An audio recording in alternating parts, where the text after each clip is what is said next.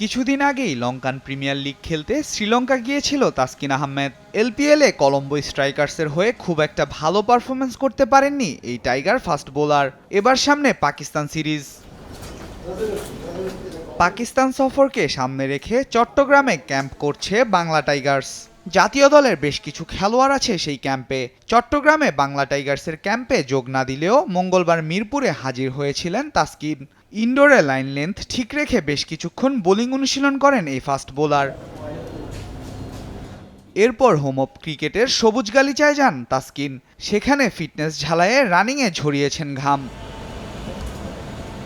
আগস্টে পাকিস্তানের বিপক্ষে দুটি টেস্ট ম্যাচ খেলবে টাইগাররা। প্রায় 4 বছর পর পাকিস্তান সফরে যাচ্ছে বাংলাদেশ।